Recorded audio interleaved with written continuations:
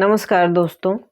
कहानियों की श्रृंखला में आज हम फिर मुंशी प्रेमचंद की एक कहानी उपन्यास गोदान का कुछ अंश लेके आए हैं। उतना बड़ा उपन्यास तो बताना मुश्किल है, लेकिन उसको थोड़े थोड़े शब्दों में थोड़ी सी बातें करेंगे उसके बारे में और थोड़ी कहानी सुनाएंगे। तो चलिए शुरू करते हैं। मुंशी प्रेमचंद का उपन्यास गोदान जो है वो भारतीय ग्रामीण जीवन की वास्तविकता और समाज के विभिन्न वर्गों के बीच संबंधों का एक अद्भुत चित्रण है। यह उपन्यास भारतीय किसान की पीड़ा, संघर्ष और उनकी सामाजिक स्थिति का वर्णन करता है। गोदान प्रेमचंद की सबसे प्रसिद्ध और अंतिम रचना है, जिसे हिंदी साहित्य में एक मील का पत्थर माना जाता है। यह इसे नाटक के तौर पे भी कहीं कहीं स्टेज पर खेला जाता है और इसके कुछ पात्र बनते हैं। और इसका एक नाटक मैंने देखा है कहीं, और बहुत उस समय उम्र कम थी तो एक अमिट छाप थी मन में कि किस तरह से लोग नाटक करते हैं और क्या कहानी है इसकी। तो उसके बाद मुझे पढ़ने का मौका मिला था इसको, तो उसके बारे में आज थोड़ी सी बात करेंगे। तो कहानी का सारांश देख लीजिए। होरी और धनिया का संघर्षपूर्ण जीवन। किसान और गरीब किसान का जीवन हमेशा संघर्षपूर्ण ही रहता था, अभी भी है। कृषक वर्ग अभी उतने बहुत जो छोटे मोटे खेतीहर हैं या मजदूर किसान हैं, उनका संघर्ष जो है बहुत ही कठिन है। सुनने में भले ही अच्छा लगता हो या मन लगता हो, लेकिन वास्तविकता जो है वह उससे परे है। जो हम लोग पढ़ते हैं, सुनते हैं, वह झेलते हैं, उसे वह जीते हैं, उस संघर्ष को वह जीते हैं। यह आसान नहीं है, बहुत कठिन है। तो इसका प्रमुख पात्र है होरी, और जो एक किसान है, और उसकी पत्नी धनिया और 3 बच्चे, और एक छोटे से खेत के साथ जीवन यापन करता है वह। होरी की सबसे बड़ी इच्छा है कि उसके पास एक गाय हो। हर ग्रामीण को यह इच्छा होती है कि उसके बच्चे हैं छोटे छोटे, घर में एक गाय जरूरी हो। गाय अगर घर में होती है तो दूध आसानी से मिलता है। वह बछड़े को जन्म देती है, वह खेतों में चलता है हल के साथ, और उससे जो गोबर की प्राप्ति होती है वह खाद हो जाता है। तो कितना कैसी ये श्रृंखला है, कैसा ये साइकिल है कि एक चीज़ आप खरीदते हैं, उससे कितना लाभ है। और इसीलिए गाय को पूजते हैं लोग कि गाय से बहुत ही फ़ायदा है। गाय को आप जब घर में रखते हैं, उसकी सेवा करते हैं, तो उसकी सेवा करने से, उसके पीठ पर हाथ फिराने से उसमें बहुत ज़्यादा हीलिंग पावर होता है। तभी तो अगर खराब होती है तो कहते हैं कि ठीक हो जाता है। धार्मिक महत्व उसका देखिए, गाय को माता समझते हैं, उसमें सभी देवताओं का निवास समझते हैं। और फायदा तो बिल्कुल है, फायदा बिल्कुल सामने है कि गाय जब घर में आती है तो दूध की आसानी होती है। दही, पनीर, घी सब आप बना सकते हैं। छाछ, मट्ठा, जो भी शरीर के लिए हेल्दी चीज़ है वह गाय से हमें प्राप्त हो जाता है। उसके अलावे वह बछड़े को जन्म देती है। गाय बछड़े, अगर मादा बछड़े को जन्म दी तो वह फिर से गाय बनती है। और अगर मेल है, बछड़ा है, तो वह खेत में चलता है, हल जोतता है। हल में दोनों छोर में 2 बैल बंधे होते हैं और पूरे खेत की जुताई करता है किसान। यह घर से प्राप्त हो जाता है।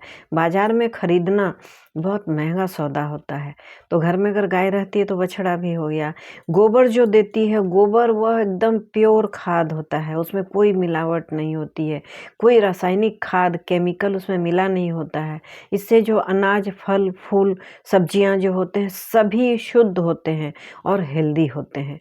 तो फ़ायदा बहुत है। तो और बच्चे अगर छोटे हैं, आप गाय आपके घर में नहीं है तो बहुत तकलीफ़ की बात है कि कहीं से आप दूध लाकर पिलाते हैं, वह कितना शुद्ध है, उसकी प्रामाणिकता संदेहप्रद होती है। संदेहप्रद है तो उसमें आप उसको पिला नहीं सकते हैं बच्चे को। और घर में जब दूध होता है तो बच्चे को आप पिलाते हैं, बच्चा पुष्ट होता है, बच्चा बड़ा होता है, हेल्दी होता है, उसकी सारी कमियां पूरी होती है। तो होरी की सबसे बड़ी इच्छा थी कि उसके पास एक गाय हो, क्योंकि भारतीय समाज में गाय को समृद्धि और शुभता का प्रतीक माना जाता है। होरी किसी तरह पैसे जुटाकर अपने गांव के हीरा नामक व्यक्ति से एक गाय खरीदता है, लेकिन गांव की राजनीति और पारिवारिक समस्याओं के चलते उसे हीरा के चलते हीरा उस गाय को जहर देकर मार देता है। यह घटना होरी के जीवन में और अधिक संकट लाती है। सामाजिक शोषण और अन्याय। होरी अपने जीवन में हर कदम पर शोषण का शिकार होता है। उसकी गरीबी का फायदा गांव का जमींदार, महाजन और साहूकार सभी उठाते हैं। महाजन उसे कर्ज में फंसा देता है। गांव की पंचायत भी न्याय देने के बजाय होरी पर जुर्माना लगा देती है। होरी और धनिया लगातार इस सामाजिक दबावों का सामना करते हुए अपने मूल्यों और ईमानदारी को बनाए रखने का प्रयास करते हैं और सफल भी होते हैं।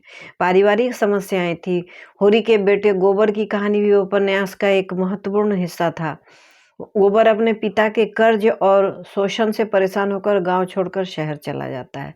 शहर में जाकर गोबर मजदूरी करता है और नए समाज की झलक देखता है। वो अपने गांव और वहां के अन्यायपूर्ण सामाजिक ढांचे से विद्रोह करता है। लेकिन शहर की जिंदगी भी गोबर के लिए आसान नहीं होती है। गांव की अन्य कहानियां हैं। गोदान में केवल होरी और धनिया की कहानी नहीं है, बल्कि इसके जरिए प्रेमचंद ने पूरे भारतीय ग्रामीण समाज का चित्रण किया है। जमींदार राजा साहब और शहर के पूंजीपति मेहता का जीवन भी दिखाया गया है। सामाजिक भेदभाव और जाति व्यवस्था की बुराइयों को उजागर किया गया है। गांव के ब्राह्मण, बनिया और अन्य वर्गों के जीवन को भी गहराई से दिखाया गया है। होरी का बलिदान और मृत्यु। कहानी का अंत होरी की मृत्यु के साथ होता है। अत्यंत गरीबी और कर्ज के कारण होरी की हालत बिगड़ती जाती है। मरते समय भी उसकी सबसे बड़ी यही चिंता थी कि वह गोदान नहीं कर पाया। कहते हैं भारतीय परंपरा में एक बहुत बड़ा ही अनुष्ठान है, जब मनुष्य मृत्यु के निकट पहुंचता है तो उसके हाथों से एक गाय दान करवा देते हैं। उसके गोदान कहते हैं उसको। कहते हैं कि उससे जन्म मरण के बंधन छूट जाते हैं और ये जो भव तारिणी कहते हैं उसको, भव तारिणी होती है गाय। भव को सागर को पार करने में वह मदद करती है। कहते हैं कि गाय के पूंछ को पकड़ के ही भव सागर को पार कर जाता है मनुष्य। ये भारत के धार्मिक और इसको आध्यात्मिक कह सकते हैं, धार्मिक ही कह लीजिए। धार्मिक एक बहुत ही आस्था है, आस्था का प्रतीक है कि जब इंसान मृत्यु के निकट पहुंचता है तो एक गाय, छोटी सी बछिया या गाय खरीद के लाते हैं लोग। घर में होता है तो बहुत अच्छी बात, और अगर नहीं है तो बाजार से खरीद कर लाते हैं और उस मरणासन व्यक्ति के पास ले जाकर उसके हाथ उसकी गाय के पूंछ को पकड़ाकर और कुछ धन के साथ उस गाय को ब्राह्मण को दान करवाते हैं और मानते हैं कि यह भवसागर से पार करवाएगी। तो इसको बैतरनी पार कराना कहते हैं। और बैतरनी नदी कष्टकारी नदी होती है और बैतरनी नदी को पार करवाती है यह गोदान की जो प्रथा है।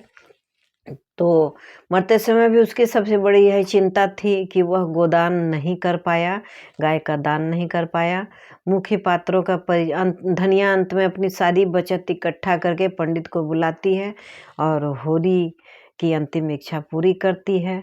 और धनिया भले ही बहुत जर्जर अवस्था में रहती हुई स्वभाव से भी वह थोड़ी झल्ली हो गई थी और चिड़चिड़ी हो गई थी, और वह हमेशा लड़ती रहती थी। अपने पति से भी लड़ती थी, अपने देवर से भी लड़ती थी, अपनी देवरानियों से भी लड़ती थी। तकलीफ जो था वह काम करते करते भी वो सारे काम करती थी और साथ में लड़ती जाती थी। बोलती है उसकी यही पात्रता है, इसमें इसी पात्र में धनिया ने जिया है और इसको प्रेमचंद ने इतनी अच्छी तरह से दर्शाया है कि आपको लगेगा कि ग्रामीण गरीब महिला जो हमें स्वभाव सब चीज़ की हीनता से चिड़चिड़ी सी हो गई है, झल्ली हो गई है, तो वह कैसे अपना काम भी सब निपटाती है और लड़ाइयाँ भी करती है, लेकिन अपना जो धर्म है उसका सब करती है। और पति से वह रोज लड़ती है, लेकिन उसका उसका ख्याल भी रखती है, उसे खाना-पीना भी देती है।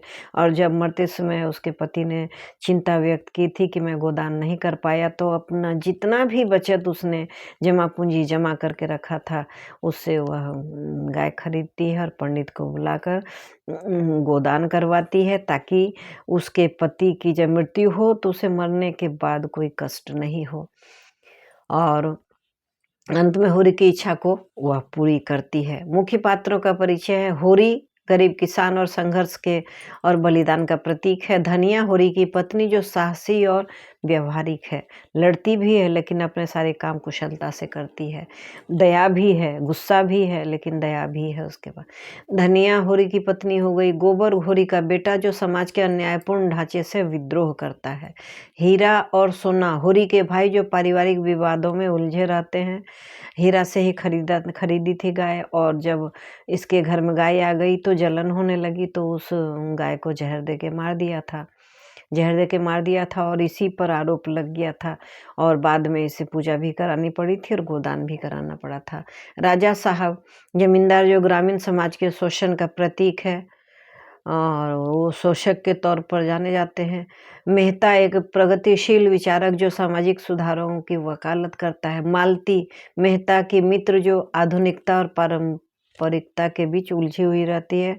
परंपरा और आधुनिक विचारों के बीच में ही वह फंसी रहती है, उलझी रहती है। गोदान का महत्व क्या है? भारतीय ग्रामीण समाज का यथार्थ चित्रण है। गोदान में प्रेमचंद ने भारतीय गांवों की गरीबी, शोषण और अन्याय को सजीव रूप में प्रस्तुत किया। किसानों के संघर्ष और उनकी इच्छाओं को मार्मिक तरीके से दर्शाया गया है। सामाजिक और आर्थिक शोषण, यह उपन्यास दिखाता है कि कैसे जमींदार, महाजन और पूंजीपति किसानों का शोषण करते हैं। संघर्ष और बलिदान, होरी का जीवन संघर्ष और बलिदान का प्रतीक है। उसने हमेशा अपने परिवार और समाज के लिए त्याग किया। नारी सशक्तिकरण, धनिया का चरित्र नारी शक्ति और साहस का प्रतीक है। सारी समस्याओं से लड़ती है, अपने पड़ोसियों से लड़ती है, अपने रिश्तेदारों से लड़ती है, पति से भी लड़ती है, लेकिन अपना सारा काम पूरे दिन मेहनत से करती रहती है। फटे पुराने कपड़ों में जीती है और शिकायत भी करती है, लेकिन किसी भी काम से वह मुख नहीं मोड़ती है, और यहाँ तक कि बचत भी कर लेती है उतना गरीबी में। और भावना देखिए कि जब पति मरणासन होता है तो उसकी अंतिम इच्छा भी पूरी करती है। उसके मन में यह भाव है कि पति ने यहाँ जितना संघर्ष किया और जितने तकलीफ उठाए हैं, इसे वहाँ स्वर्ग मिले और वहाँ उसे तकलीफ नहीं हो, परलोक उसका सही हो। वह हर कठिनाइयों का सामना मजबूती से करती है और परिवार को एकजुट रखती है।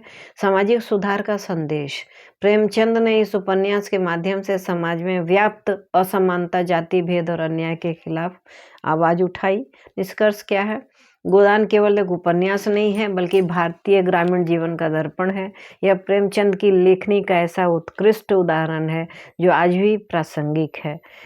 होरी का संघर्ष और बलिदान हमें यह सिखाता है कि जीवन में कितनी भी कठिनाइयाँ हो, हमें हार नहीं माननी चाहिए और हमें ईमानदारी और अपने कर्तव्यों का पालन करते रहना चाहिए, अपना धर्म नहीं छोड़ना चाहिए। गोदान एक ऐसी कृति है जो पाठकों के दिलों को छू जाती है और समाज को आत्मनिरीक्षण करने के लिए प्रेरित करती है। मेरे तरीके से बताए गए इस कहानी का सारांश अगर आपको अच्छा लगा तो लाइक ज़रूर करें, शेयर करें। चैनल में नए हैं तो सब्सक्राइब करें, एक बेल बटन आता है उसे भी हिट अवश्य करें, कमेंट करें। Thanks for watching.